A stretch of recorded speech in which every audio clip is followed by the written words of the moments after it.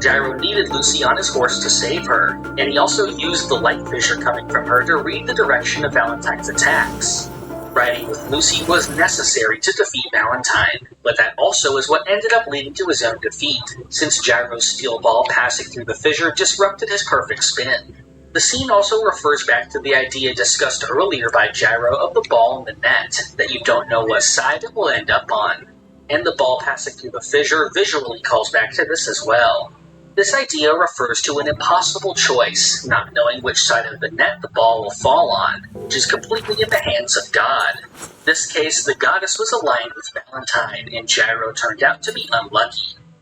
This one asks why Valentine had the powers of Love Train. Lucy was the owner of the corpse. This is just a plain misunderstanding of the corpse's power. Lucy wasn't the owner, she was just a vessel to contain the corpse, which allowed Valentine, the actual owner, to use Love Train. Next, this person brings up Gyro mentioning that countries that use the power of a corpse will last 1,000 years. However, once Johnny stole the corpse from America, nothing happened. This seems to be completely missing the point of the end of Part 7, where Stephen directly states that the corpse has no owner. With Diego's death, the power of the corpse belonged to nobody, and it was locked away without anyone having access to its power. So when Johnny went and acquired it, it wasn't actually doing anything. Of course, we know this because we saw what it looks like when the corpse is used as Valentine intended. Misfortune is directed away from the United States and sent to other countries. This doesn't happen, so the corpse was not benefiting the country. After Johnny used it, it was then taken by Lucy with the new Speedwagon Foundation and presumably sealed away again with no owner. This next question involves Part 8, JoJolian. This person asks, why did Jobin and Norisuke never have to wear girls' clothes, when it's a tradition that the males of the Higashikata family who suffer from the curse wear them to ward off spirits? Now, Tsurugi does confirm that Norisuke and Jobin both wore girls' clothes until the age of 12. Considering Kato got out of prison in 2011 and was in prison for 15 years, that means she was arrested in 1996. And we are told that she was arrested 5 years after she sacrificed the bully at the Walleyes, meaning the Jobin flashback takes place in 1991. Jobin was born in 1979, making him 12 years old when this flashback takes place. But Jobin actually did hit at age 12 and therefore would stop being dressed like a girl. However, I do have another argument here which also accounts for Norisuke. According to Norisuke, he caught the disease when he was 11 years old. Normally still be dressed as a girl at this point. However, the entire purpose of them being dressed as a girl is because they believe it wards off the rock disease. If they already have it, there wouldn't really be a reason for them to wear it anymore. If Norisuke caught and showed symptoms of the disease at 11, I think they would just not bother with dressing him as a girl at that point. In Jobin's case, he was already 12, but he also showed cracking of his skin and memory loss, both signs of the rock disease. He may have also been absolved of wearing it. This next person asks why in the Wonder of You arc, Joshu didn't just use Nut King Call to reattach Yasuho's arm. I really don't see how they think this would work at all, since Yasuho didn't simply get her arm severed, it crumbled away to dust as Paisley Park was damaged. There was no arm to reattach, so she had to use the fruit to grow a new one. This next one deals with the final battle with Toru. They say that Araki forgot how the new Lokakaka works, since we first saw Yasuho receive an arm from Joshu by eating the fruit, but then after Toru ate the fruit, he was actually exchanged the other way around towards Tsurugi. This comment seems to be kind of missing the entire point of this scene.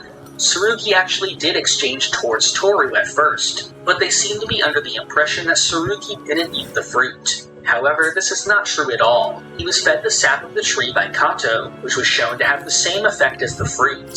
So Tsurugi exchanged with Toru, transferring the rock disease to him, and then was healed by the tree's sap, killing Toru along with the disease. That's all of the Araki Forgot topics for now. If you want me to cover a certain topic in a future video, comment it down below. I'd also like if you check out one of my other recent videos, my full analysis of Dio as a character and how he ties into the main themes of JoJo. I think I get into some very interesting ideas there relating to fate and heaven, so please watch if you're interested. I also hope that you'll subscribe and click the bell for future videos. You can also join the Hum and Beat Discord to be updated on new videos and important JoJo news. Finally, I'd appreciate if you help support the channel on Patreon. There you can receive Discord perks as well as the opportunity to submit questions. This video's question comes from yyyy. They mentioned how in a previous question I talked about how I thought parts 1 and 2 were better executed in the anime, and that the same wasn't true for parts 3 to 6. They ask what flaws I think held those parts back. This is actually a topic I could see becoming a full video, especially now that we've gone through 10 years of the JoJo anime. But I'll go over my basic criticisms here. Part 3's anime is one I actually love a lot, and it was the first one I saw weekly. The main flaw would probably be its pacing, but unlike some people, I actually like there being standalone episodes just to focus on one fight. My problem comes with the multi-part episodes, especially the fight with Darby, which had no business being more than one episode. Especially when the old OVA already managed to make it one episode without really cutting anything. My other big problem would be the budget allocation. Some minor fights like Ebony Devil are extremely well done. Then you get to the final confrontation with Dio and the animation quality falls off a bit. For part 4, I similarly have problems with the pacing, but in this case they go too fast and cut out a lot of good moments. And I think part 4 has the most infamous example of poor animation with Kira's debut looking really bad in the anime. Art direction in general I also didn't really like, but it has grown on me a bit. For part 5, I think it's actually the closest of these to being better than the manga, and I'd say they're actually about equal. Part 6 obviously had its horrible release schedule, but as for the content itself, I feel like there was an over-reliance on CGI that was pretty off-putting. I'll definitely make a video at some point going into my deeper thoughts on this topic, so keep an eye out for that in the future. Want to submit a question? Join the Patreon at any tier and submit them via my page's member post tab. Submit as many questions as you want, so don't be shy. Thank you for watching. This is the part of the video where I thank my $5 and up patrons. Thank you to Alex Ramirez, Doorbell, Crayon, GoBids, Sukato, Pumpkin Doge, Hero, Almighty Core, Cow, Victory, guide my Captain blade. Grove, Light Chijo, 7-Hit Combo, Sponge Cake, Cakex, Moment of resonance. Missy Arabaha, Rihanna I Mede, got your back. Christian McDonough, Navi, Emmanuel Etienne, Pulse Dog, Ray Riek, D, Dr. Zombie, Carmotrina, How Hunter Gill, reliable. Adam Brogan, Zach Greenfield, and FIFO. Embracing change. Ha! Verity shines. Swift and resolute. No hesitation.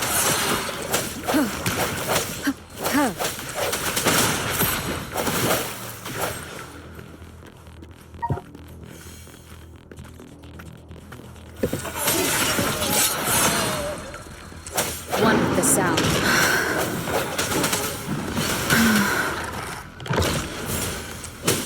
How reliable. I will protect. Attack is the best defense.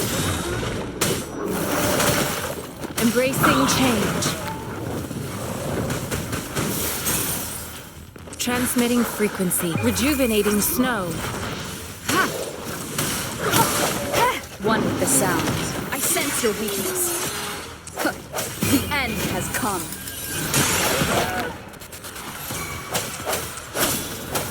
I got your back.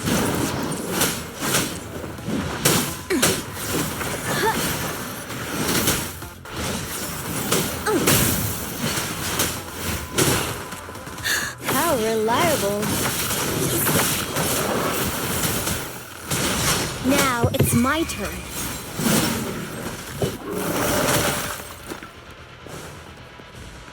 Embracing change.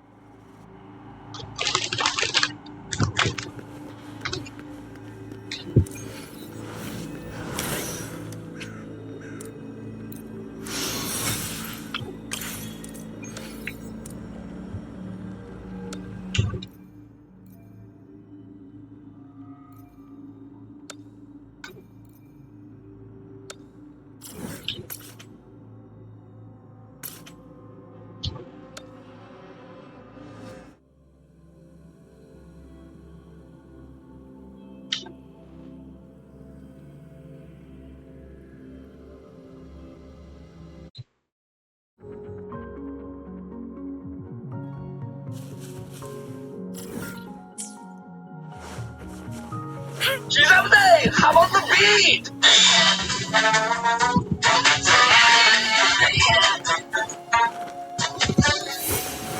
Welcome back to another episode of Debunking Iraqi Forgotten Extras, where I respond to JoJo fan questions that I didn't already cover.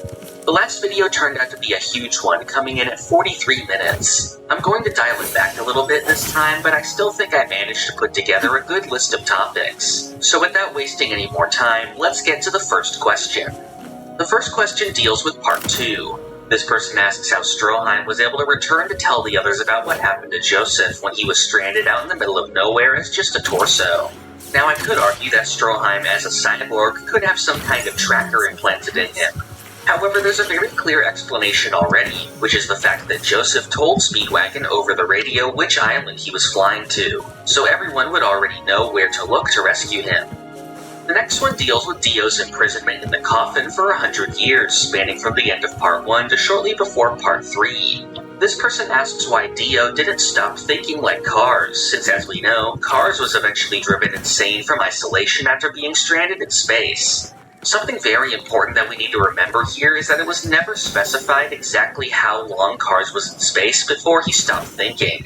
According to the narration, he wandered for eternity, so it could have been hundreds or thousands of years before this happened. Since we don't actually have a set time for how long it would take to stop thinking, we can't exactly apply it to Dio here. I'd also personally argue that Dio has a stronger will than Cars does as the ultimate embodiment of evil in the series. This person also asks how he was able to survive without oxygen, but of course, as a vampire, this wouldn't be an issue for Dio at all.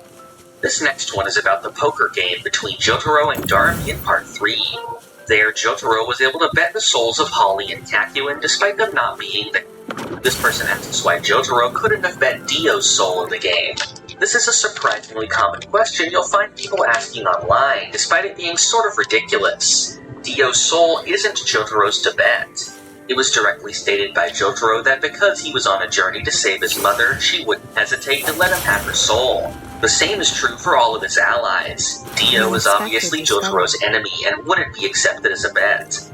This next question is one I've seen asked quite a few times. They mention the scene when the group first arrives in Egypt where it's said that the Speedwagon agent spotted 9 hooded figures leaving Dio's mansion. However, despite this being the case, they didn't know where Dio's mansion was and had to search all over the city for it later. However, this is not actually the same location. When the group first arrived in Cairo and began looking for the mansion, it was actually said in both the anime and the manga that Dio had relocated his hideout, meaning the place in their spirit photograph is actually a completely different building from the one the agent saw before. Both versions also depict these as different-looking buildings.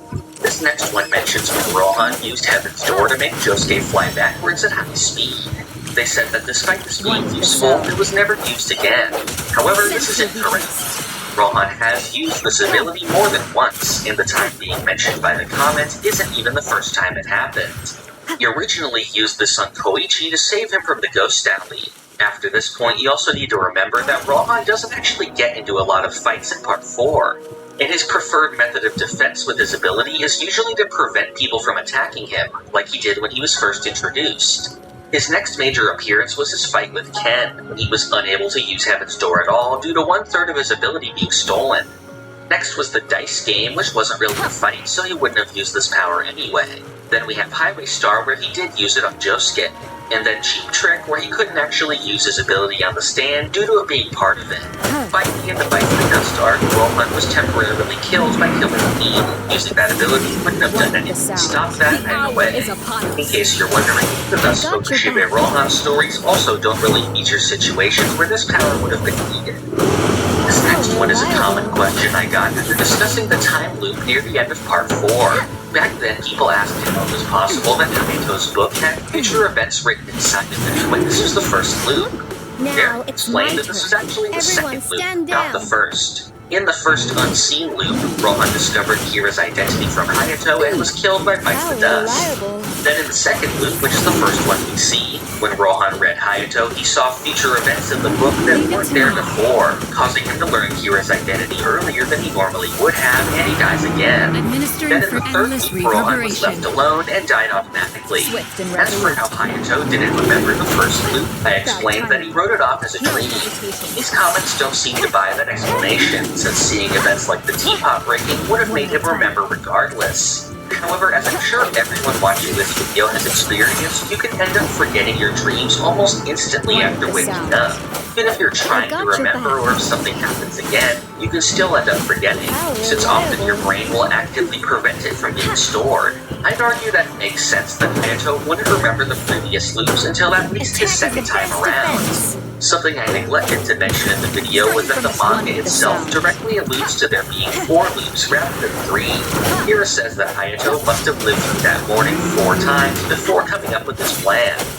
The next question deals with the time period that the Let's Go Shurei Rohan chapters are set in. In recent videos, I've mentioned the fact that the newest chapters of the series are set in the 2020s, years after the conclusion of Part 6. However, I've gotten a lot of comments pointing out that the series actually takes place around Part 5, with Koichi learning Italian from Rohan in one of the chapters. However, there's a bit of a misunderstanding here that I'd like to clear up.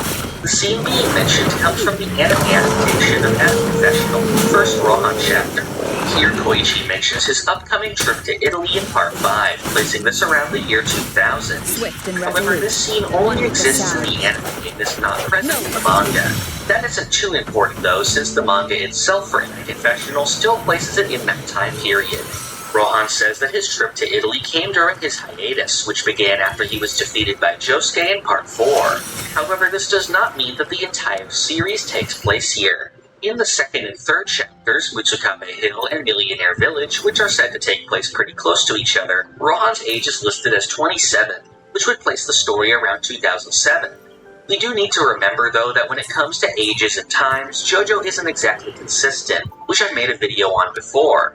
In that third chapter, Izumi mentions an event in 1989 taking place 23 years ago. That places the chapter in 2012, and since that's a more specific figure that actually lines up with the year the chapter was released, I think this is the actual date where it takes place. Regardless, both of these explicitly place the chapters years after Part 5 had already happened. The presence of more modern technology also places these chapters sometime in the future. Subsequent chapters don't really mention their time period. They could be days or years apart from each other. Although I think it's most likely that they take place around the time they released, which is true for most of the other chapters. The chapter Hot Summer Martha is directly stated to be in 2021 and leads into 2022 following the COVID-19 pandemic.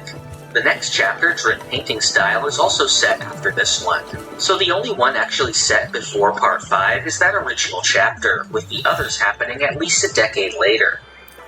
This question asks why in Part 5 the gang didn't just use Moody Blues to find the boss's face in the church, where they knew he had been, instead of traveling to Sardinia like they did. I thought it was made pretty clear that their first priority was to escape from the city since they were surrounded by agents of the boss. Pursuing sensitive information directly related to the boss's past was also relevant, since it forced Diavolo to go after them on his own. This next one asks how it's possible that Risotto figured out that Doppio was a stand user. He realized this when Doppio reacted to Aerosmith's sound, which would only be possible if he could see and hear stands. This person points out, though, that later, Risotto uses Metallica to control Aerosmith since it's made out of iron. If it's made out of a real material, then it would actually be a bound stand that could be seen and heard by everyone.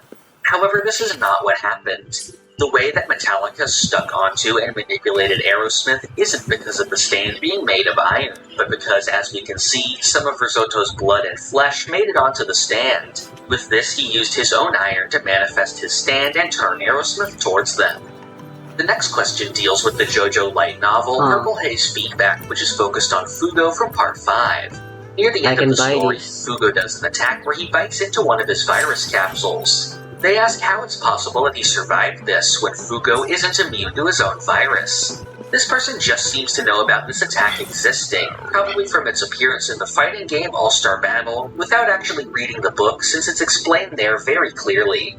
There, Fugo had Purple Haze attack in another direction as a fake-out so that Volpe would approach him thinking he was safe.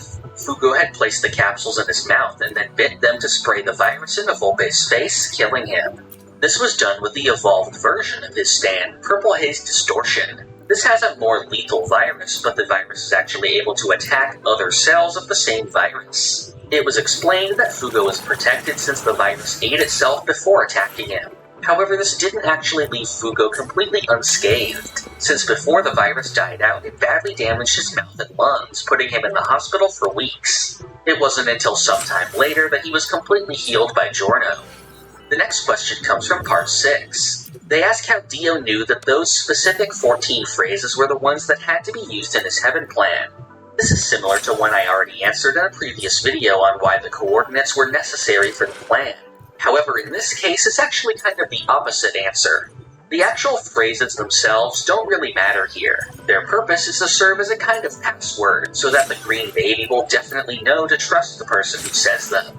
And more so than the words themselves, it's actually the action of carving the words that is the most significant. By physically altering his stand, which is also the embodiment of his spirit, Dio had an influence over what Stando will be transformed into through the green baby. So since Dio had carved those words into his soul, the green baby subconsciously knew those words. And more importantly, the act of carving them was also his way of physically inscribing his will to attain heaven onto his stand. And so that will lived on through the green baby to create the stand power necessary for the plan. The next comment asks about a moment from the end of the fight with Jailhouse Locke. Here, Mew Mew fires at Jolene more than 3 times. Since Jolene can only remember 3 things at once, Jolene will forget the first bullet and she won't be able to see it. This person asks how it's possible that Jolene was able to see all the bullets using the reflection, since there are still multiple bullets to remember. The thing that's important here isn't so much the number of bullets, but the sequence these events take place in. Mew Mew's bullets aren't all fired at once, they happen in an order. Each shot becomes a new memory because it's a new event taking place, overriding a previous bullet. However, the reflection shows all the bullets at once no matter how many have been shot, which is a single event which isn't overwritten by the appearance of a new bullet, which is why Jolene is able to remember it. This next question asks why when Weather got his memories back, the properties of his stand completely changed. They say that after getting back the disc, he could suddenly no longer change the weather, and instead makes people mutate. This is pretty wrong on multiple levels. As I'm sure most people remember, Weather absolutely maintained his normal control over weather after getting back his memories. You see him using lightning, detecting changes in the air, altering air pressure as an attack, and freezing the blood. Now, for the main snail mutation ability of Heavy Weather, this is also directly explained in the story to be as a result of changes to the weather, as I've gone over before in my Part 6 video. But just to clarify here a bit more, Heavy Weather alters the Earth's ozone layer, which is a weather-related ability. By changing the ozone layer, the rays of the sun now carry a subliminal message, which causes those who see them to believe that they are turning into snails so much that they actually begin to turn into them. There's still many people who doubt this ability making any sense, but the manga actually goes into great detail to explain these changes. As Pucci says, subliminal effects can actually cause biological changes. The examples he gives are people being shown subliminal images of food and drinks, causing them to actually crave those things. He also mentions people aging faster from just willing themselves to do so, and stress being able to cause stomach ulcers to appear in people. Like any JoJo ability, this basic concept is taken to its extreme, with a more powerful subliminal effect causing a more drastic change. I've always looked at the Heavy Weather ability as a kind of cosmic horror, with the rays of the sun carrying power that we aren't aware of, which we are just barely protected from by our atmosphere. Next, this comment asks how Emporio hid the weather stand disc when he crossed between universes, since his clothes and other non-organic material were destroyed.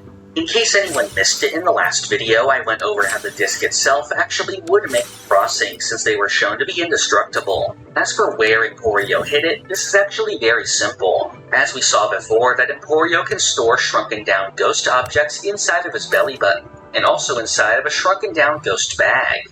This is exactly how he was able to hide Jotaro's disc earlier on, so the same would be true in this case.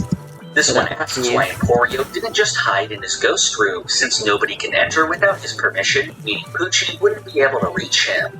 This question is just really strange since the scene being discussed here was actually all about Emporio going to the ghost room, and that was the location of his final encounter with Poochie, so I just don't get how it's possible to miss this. However, there's another misunderstanding here when it comes to Emporio's room. It was never stated that someone needed permission to enter it. The fact that Poochie himself went into the room is proof enough, but we also have the other example of entering it during the jailhouse lock arc. Anybody can enter the ghost room as long as they realize that it's there. This question asks how it's possible that Emporio had two stand discs inserted at the same time. I assume this person is referring to Weather Report, which he got from the disc, and his original stand burning down the house. However, burning down the house does not come from a disc, and this was never even implied to be the case. The only stand disc Emporio ever inserted was Weather Reports. I'm guessing this person is mainly confused about Emporio seemingly using two stands at once. However, as I've gone over before, this is not an issue whatsoever. First of all, even if Weather Report were to replace his original stand, this would not make the ghost room disappear as people seem to think. The ghost room already exists independent of his ability. His stand is just used to draw the ghosts out. As we saw in Dead Man's Questions, and even back in Part 4, ghost locations and objects exist totally separate from this. However, the more important thing here is that nothing ever suggested that it wasn't possible to use a second stand from a disc. In fact, it happens multiple times. Back when they first got the Star Platinum disc, Jolene inserted it and even briefly used the stand before it was ejected. And later, Poochie inserted a stand that caused water to boil into FF, which didn't affect her current ability at all. So Emporio would absolutely be able to use Weather Report from a disc, although probably only temporarily. Next is yes, another Emporio question. This one is confused about how fate works in the second universe. Since this was the universe where heaven was in effect, and everyone knew their own future and couldn't be changed, how did Emporio manage to trick Poochie into changing it? If him deciding to trick Poochie by holding up the disc is going against his own fate. Well, this is a bit of a misunderstanding since the fate being talked about here is more about the big picture. If you remember back in the Bite the Dust arc, certain things always continued to happen since they were fated, despite minor changes taking place, like the deaths of the characters and the breaking of the teapot. That same principle is true here. It was said in Part 6 that in the new universe, small changes are possible, but the main course of fate will always be the same. So Emporio is able to make smaller changes as long as they don't go directly against fate. So for example, his thoughts aren't fated. He's able to perceive what is happening and he has prior knowledge he otherwise wouldn't, which is of course the whole point of heaven in the first place. We also saw Emporio try to go directly against fate by running away from the ghost room. Since Emporio's fate is to run to the ghost